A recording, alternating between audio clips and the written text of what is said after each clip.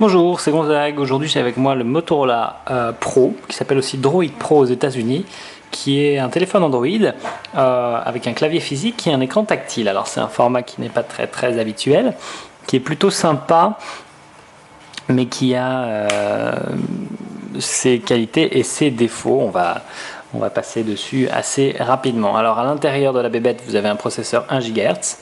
Donc ça lui permet de tourner assez vite. Le souci, c'est qu'il est sous Android. Alors, j'arrive pas à faire un petit débloquement. Voilà. Alors le souci, si la mise à point veut bien se faire, voilà, la galère. Très bien. C'est qu'il est en Android 2.2 si je me souviens bien, voilà, 2.2 qui est quand même une version précédente. Alors c'est assez regrettable que Motorola ne le sorte pas avec un 2.3 quelque chose. Ça n'empêche pas les applications de fonctionner dessus, notamment un truc assez intéressant, sachant que le téléphone a un écran assez petit quand même. Ça fait, je crois qu'il fait 3,1 pouces et une toute petite résolution, ce qui fait 320 pixels par 480, donc 320 de large, 480 de haut. Mais les applications qui pourraient nécessiter une grande taille d'écran fonctionnent. Mon appli Sonos n'est plus activée, mais ça fonctionne pas mal. Qu'est-ce que j'ai essayé d'autre?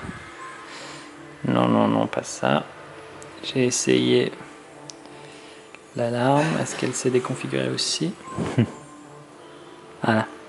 Ça fonctionne, donc on arrive à avoir tout bien malgré la taille de l'écran. Idem pour Spotify de mémoire. Connexion. J'ai changé mon mot de passe, donc ça ne marche plus. Donc voilà. À part ça, qu'est-ce que j'avais à dire? Bon, l'écran n'a pas la réactivité d'un écran traditionnel, c'est sûrement lié à la technologie qu'il utilise. Je crois que c'est du résistif. On a un petit appareil photo 5 mégapixels embarqué dans ce téléphone avec un flash LED. Il ne faut pas s'attendre à faire grand chose des images. Je compare deux appareils qui n'ont rien à voir, mais le Galaxy S2 est vraiment impressionnant pour les photos. Celui-là, c'est loin d'être terrible. D'ailleurs je fais ça dans le désordre, mais j'ai pas fait mon tour physique. Au-dessus de l'appareil vous avez une prise jack, un bouton on-off. Sur le côté vous avez un bouton qui lance directement l'agenda, c'est pas mal. Dommage, on peut pas choisir l'application qu'on veut. Sur la gauche le volume, micro USB, et en dessous rien si ce n'est le micro. Donc voilà, c'est plutôt simple et je n'ai pas l'impression qu'il y ait de petits emplacements pour une dragonne. Dans la bébête vous avez un espace carte SIM, un espace pour une micro SD, la batterie, donc rien de particulier à ce niveau-là. Alors, il y a un truc intéressant sur ce téléphone, c'est qu'il a un clavier qui est quasiment identique à celui d'un BlackBerry. C'est-à-dire il est biseauté de chaque moitié du clavier, gauche et droite sont biseautés de façon différente, ce qui est censé aider à taper sans le regarder. Dans la pratique, on va ouvrir un mail, nouveau message. Bon, dans la pratique, c'est pas mal parce que du coup, vous avez toujours de la place sur votre écran qui n'est pas prise par le clavier puisqu'il est vraiment en dessous. Sauf que le clavier n'est pas extrêmement agréable, ça vaut pas un clavier de BlackBerry. Les touches sont un petit peu dures à enfoncer, donc ça fait mal aux doigts de taper. C'est peut-être une question d'habitude. Après, il y a aussi des choses qui m'ont paru pas très logiques, notamment le fait qu'il est impossible de taper le caractère $ directement depuis le clavier. Il n'est pas là et il n'est pas non plus dans les symboles. Donc ça, j'ai trouvé ça un peu con.